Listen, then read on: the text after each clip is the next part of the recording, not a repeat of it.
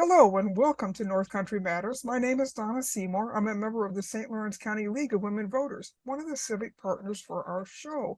My guest today is a returning guest, Moriah Engelberg. She's from A Better Balance, and she's the organizer of the campaign to improve disability benefits in New York State. So thanks for coming back on the show, Moriah, to give us an update on the two important programs for workers here in New York State, which are temporary disability benefits and paid family leave. Thank you so much for having me. I really appreciate it. Well, you're a repeat guest for a reason because you're a good one, you're knowledgeable, and these issues are so incredibly important to New Yorkers. So let's talk about what the difference between these two benefit programs are and how they work. Explain to people exactly what we're talking about. Yeah, it's a really good question, and it kind of gets to some of the bottom of what's been going on. So in 2016, A Better Balance was really proud to have helped play a significant role in passing paid family leave. And paid family leave is the leave that somebody can take if they're taking care of another person or bonding with a new child. So that leave is only if you are taking care of another family member, loved one. It entitles you to up to 67% of your paycheck, and you are guaranteed job protection, health insurance throughout the entire leave. You cannot be retaliated against. And that you can also take that leave intermittently, meaning, let's say, if you are taking care of a loved one who has cancer and you are the person who is taking them to their chemotherapy appointments, maybe you're taking that leave, once every 6 weeks or once every 3 weeks, depending on the treatment, to be the person who's taking your loved one to their treatment, bringing them back home. So you can take that leave intermittently, which is a huge benefit for so many people. And this is really incredible leave if you're taking care of another person. However, if you are the person who is sick, ill, or injured themselves, you are only entitled to something called temporary disability insurance, and that leave is in a different galaxy. You get $170 a week. That's the absolute max. Your job is not protected, your health insurance is not protected, and you cannot take that leave in chunks. You have to take it all in one stretch, which is not really how illnesses work. For example, if we're thinking back to the cancer diagnosis, you may want to take a week off here, return back to work from weeks, 2 to 5, week 6, maybe you need another week off, or maybe you need even less time off, a couple of days. You cannot do that under the current temporary disability insurance program. So we have these two widely different programs where if you are somebody who is taking care of another person, you have far better wage compensation, protection, and your health insurance is guaranteed. One of the things, A Better Balance runs a free, legal, confidential helpline. And we hear from a lot of people who don't take temporary disability insurance to care for themselves because the 170 is too low. You cannot live on it. And the threat and fear of losing your job and then your health insurance in the middle of a health crisis is it's terrifying. It's like pretty much that's the worst time you can imagine somebody could lose their health insurance. So people don't actually take it, or alternatively, people do take it and sometimes they do actually get fired, all for just trying to take care of themselves. So those are kind of the rundown of how these two different leave programs work. And the truth is, and I've seen this in my own family and certainly in many, many, many people's lives, you don't have any control about when you're going to get sick or the circumstances that you're going to get sick. These crises always happen with no warning, and it's not like you can set up a good support system that's going to work. And so many people today, particularly older adults who are still in the workforce, live alone. So it's not like they have someone who can step up and help them get through a health crisis. And I know from my own family's experience, if you have a cancer diagnosis and you have chemotherapy, you are not able to just pretend that isn't happening to you, because there are certainly long-term health consequences of going through chemotherapy, that you need to have time off. You're just not able to do that work. So this is something that we really need to bring these two programs into parity and get temporary disability insurance where it actually is going to cover in a meaningful way. So let's Exactly. take a minute, Moriah, to talk about how important, how popular paid family leave is. It has taken a while for this program to get off the ground and for people to really begin to start to use it the way it was intended. So tell us a little bit about who is taking advantage of it. This has been great, particularly for new dads, hasn't it? Who traditionally never had any time to take when there was either a new born in the family or perhaps a young adopted child who needed that same support that a newborn needs. Yeah, it was funny. I was actually just talking to my dad about this yesterday. I was born in 1995, and I asked him if he took any time off when I was born, and he said that he thinks he took 1 week because he also it was that was it. That was what he could take, was 1 week of sick time when I was born, which is really wild that is something that is and to kind of continue on that thread, I will say there's still a lot of people who can't take paid family leave for various reasons, such as the clock is quite long. It's 6 months. So that means that if you're eligible for paid family leave after you've been working for 6 months in one place, which is something that we are also trying to think about in the future for trying to shorten that clock so that it is more accessible for everybody. But paid family leave has been a really great success, not only for people who are bonding with a new child, whether it's an adopted child, biological child, a foster child, any child that comes into your life. It's a great time for that. But the other thing that is really important there is that you are able to, sorry, I really lost my train of thought there. I'm going to be honest with Caregiving, I'm you. going to guess it's caregiving for Yes, an older family member, because so many people sorry. find themselves in that. In fact, sometimes it's a double trap because you've got young children and you've also got an elderly Yes. family member and you're really squeezed. Yes, I mean, I know we're talking about like the sandwich generation, which are people who are taking care of their loved ones, their older loved ones, and taking care of a child at the same time. And everybody really should have that time that is protected to take care of their loved ones. So it's been a wildly popular program, not only for people who need to take paid family leave, which at some point could really be any of us, whether it's having a child, taking care of a loved one, taking care of a family member.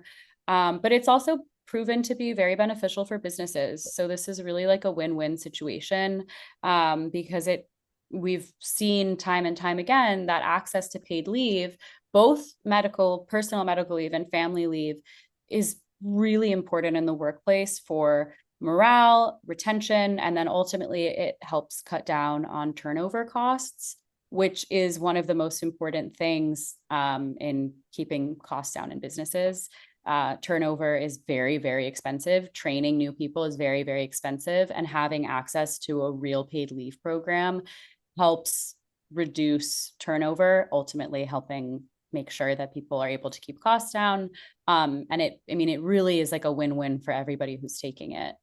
Yeah, what it does is it creates a system of the employer is loyal to his employees. The Yes. employees say, "Hey, I'm working for a great employer. I'm going to show that same loyalty back." So it improves the entire workplace in that sense, and it's just plain good, smart policy to begin with. So let's talk about how these two plans are paid for, Moriah. What would raising the rate for temporary disability costs really end up costing? Yeah, this is a great question. And I think one of the first things for paid family leave to know is that paid family leave is entirely worker funded. So that comes from small deductions on your paycheck. Most people, if you look at your paycheck, you might see a little deduction for paid family leave, PFL. And then if you look at your paycheck, you might look a little bit further and see something called, I think on my paycheck, it says like DBL or DB, which is the temporary disability insurance program. So both of these end up having some cost from the worker. But for paid family leave, the employer doesn't contribute anything. I'm going to take us back to 1989 really quickly, which is the last time that the temporary disability insurance program was touched. And in 1989, it was agreed that this would be a shared cost program between workers and employers. And at this point, one of the reasons why we're stuck at this 170 number is because lawmakers wrote $170 into the bill, which doesn't index for inflation. I'm not a lawyer, but I've learned never write numbers into a bill, because here we are in 2025, maybe going into 2026, and that number is completely frozen and stuck there. So ultimately, we are continuing to propose that this program, which has been a shared cost program for over 36 years, continues to be a shared cost program between workers and employers. So we are now just proposing that this continues to have a higher level of employer contribution, just because the premiums have been so low that there hasn't really been, I mean, $170 a week is really not, it's nothing. And those premiums are paid off by people in the workforce pretty quickly. In terms for exact dollars and cents, it's a little, it can be a little bit difficult because we don't know what the utilization might be. But at the end of the day, this isn't something that is a budgetary concern for the state. The only thing that the state would need to be kind of pitching in for there is administrative costs, and maybe hiring new people to work in the State Department to look over these claims. The 60-40 split is basically employers will be covering 60% of those premiums at the end of a 5-year phase-in, and workers will be contributing 40%. This is something that we've worked with the AFL-CIO, the state Fed, and other labor unions to make sure that this is a really strong program for workers. And it is particularly important when you're thinking in the context of workers are paying 100% for paid family leave. So after a 5-year phase-in, workers will be contributing that 40%, employers will be contributing 60%. And it won't be any more than what we see on our paid family leave deductions for workers. So we're not talking about a big economic shock in 1 year. This is actually going to be pretty smoothly done so that nobody is going to be hurt within an initial bump, are they? And that's, I think, a very important thing. So once again, we've had a long and protracted New York State budget session, but they didn't touch TDI in the budget, which means it has to be done legislatively through the Senate and the Assembly. So where are we right now with that? Do we have a standalone bill or not? We do. So we were last year when we were working on this, we were in every single budget. We ultimately fell out. This year, the Senate passed the TDI bill right before, maybe right in the beginning of budget season, maybe slightly before. So the Senate is done. At this point, we're really focused on the Assembly. We have a really significant amount of co-sponsors. We have bipartisan support. So we're really trying to make sure that this can get done by the end of session. But as you mentioned, because the budget was so late, our session is shorter. The Assembly did add a couple of days to the session calendar, which is great, but our runway is quite short to make sure that this can get done. And as you mentioned before, right, we have this 5-year phase-in, which means everybody gets to acclimate to it, but it also means if we continue to delay it, it keeps going further and further and further away. We're really just trying to make sure that this can get done to a floor vote. We have bipartisan support. We have 85 co-sponsors and counting. So we just need to make sure that this gets done. And part of the problem is really that we had the shortened legislative session because the budget was so late, and this is such an important time in the context of what's going on federally. This is would be an incredible opportunity for New York to make sure that it is really standing strong for all of its workers. We're facing an unpredictable federal administration, right? And the other thing is we're facing an unprecedented affordability crisis. And as things get more and more expensive and that 170 stays the same, that gap is just getting bigger and bigger and bigger. So we really need to do everything that we can to make sure we can get this across the finish line.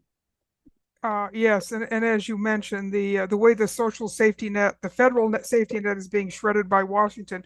So a question, Moriah, it has to come to the floor vote for the assembly. Has it passed through all the committees? No, so it is in labor right now and it hasn't passed through labor. So we're really trying to make sure, I mean, there's so much that's been going on. So we're really trying to make some noise. And just to reiterate, it did pass through the Senate. So we have that checked off, which is great. We are done in the Senate. We really are focusing on the assembly right now. And it's in labor and we have a lot of support and we just have to truly at this point just keep making noise. And I think one of the things that is slightly, it's a complicated bill. There's math involved. That's hard. So we have to keep making sure that everybody is really aware of what is going on. And I think one of the other aspects of this is that I was a case manager for many years. I had always assumed that paid family leave was for everybody. I didn't quite get that paid family leave was for if you're taking care of another person. I had always thought that if you yourself were sick, your family too, right? You can take paid family leave. And that's not true. So I think that there's continues to be a lot of education that we've been, and so this is why I'm so grateful to be on this show, just because it is so important to make sure that people are aware that these are two separate programs. And, our voices can do a lot to make sure that people are paying attention to that. We're not going to keep letting this program continue to languish. So yeah. And you make a great point about how important advocacy is and education, not only educating the public and telling them to advocate, but our lawmakers need to be Yes. educated as well because they're not experts in labor law either. I'll bet even if they're on the labor committee, they're still not experts in labor law. So, I mean, I'm not an expert in labor law, but I think maybe at this point I am an expert in TDI. well, that's why we asked you to come on. So we are in a real-time crunch. Very few days left to make any progress here in this legislative session. So what is it that you need people to do? How can they advocate most effectively to get TDI on the floor for a vote? That is a great question. And I would encourage everybody to, the first step is to see if your assembly member has signed on as a co-sponsor. And I can make sure that people have, in the show notes, maybe we can say like, find your assembly member. And if you see that your assembly member, if you see your assembly member is not on, give them a call and say, this is important to me. This is, TDI can touch any of us. We have, as you said before, right? There's no way of knowing what might happen. We could all get into any kind of break our leg, receive a new diagnosis. TDI is important to every single New Yorker. So give your assembly member a call and tell them, this is important to me. I am your constituent. I really want you to sign on to this bill. And maybe if you have any kind of story where you're thinking about a time that you could have used TDI, you didn't even know that it existed. And maybe if you had known that it existed, $170 with no job protection and no health insurance isn't a workable benefit. So let them hear from you. And on the flip side, if your assembly member is a co-sponsor, give them a call and say, thank you. I'm really glad that you're sticking up for workers across the state, including myself. I'm really glad, as your constituent, I was really glad to see that you are a co-sponsor. And I'm encouraging you to speak up vocally in conference. And so that kind of piece there is, I need you to continue advocating for this.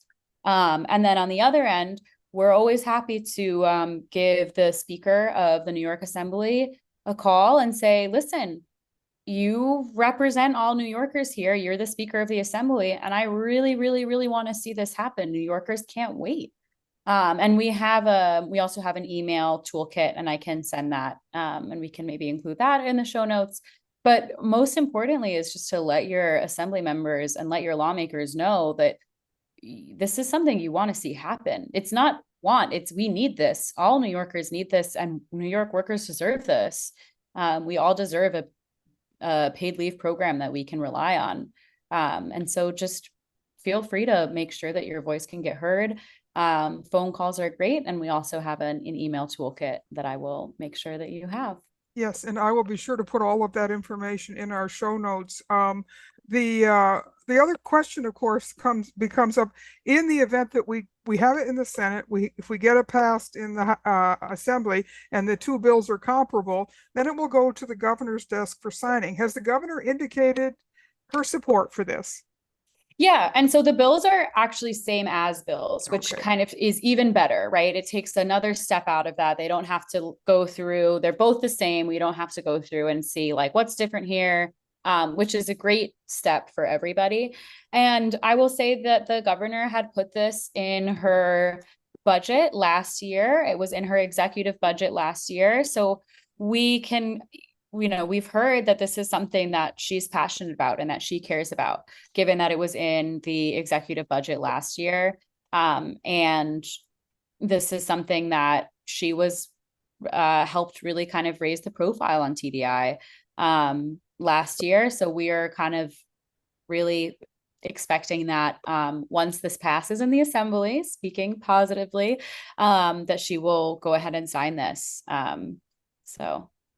But if anybody, that is a time too where we'll continue to need to put pressure once this passes in the Assembly, just to make sure that this gets across her desk and she signs it. Of course, one of the big differences between last year and this year is the federal situation, because no one last year could have predicted how this administration was going to start gutting every single program that New York State administers are actually, whether it's healthcare, whether it's Medicaid, whether it's SNAP for food. Families are really under the gun in terms of having no certainty at all about what is going to come down next from the federal government. And this is where the states really have to step up and say, it's our job to protect our people. And New York State wants to be a leader in this. Yes. They should want to be a leader, and they do want to be a leader. We've heard a lot from our representatives and from our Assembly and senators about needing to protect their constituents. They recognize that this is an important time for New York State to step up. Yes. So, all they need to do is have a little jog of their elbow by us out in the community, isn't it? Exactly. And I think we've been a leader before, and this is another really important place for New York to stand up. And we just have to keep pushing and making sure that our voices are being heard and sharing this information with people, around you, letting them know like, hey, by the way, you do have the power to give your lawmaker a call and say, this is really important to me. And a lot of people have been really motivated to contact lawmakers in the first part of this year, because there's been so many things that have really touched them personally, and all of a sudden they've realized that it's under the gun. So Moriah, thank you so much for coming in again, for all your work on this issue. And I would certainly know you would love to put this one to bed if we possibly could. We really need it. This is time. I mean, we really, it is just absurd that we are still talking about this 170, no job protection, no health insurance, no intermittent leave. So I'm really looking forward to getting this across the finish line. We need a paid leave program we can rely on. So yeah, absolutely. And all New Yorkers at some point in their life may need it. And right now it's not there for them. Exactly. So this is something that we have the opportunity right now to make a positive difference on, and let's hope that finally we get this baby over the finish line. It's been a long marathon. Let's do it.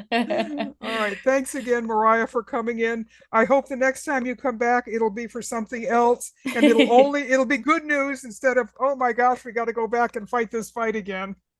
Fingers crossed. Thank you so much for your time. I really appreciate it. Oh, thank you. These conversations are a production of North Country Matters. This show is a civic collaboration between the League of Women Voters of New York State, excuse me, St. Lawrence County. I hope the League of Women Voters of New York State is also in our corner, and the Potsdam Public Library. Until next time, remember, our North Country matters.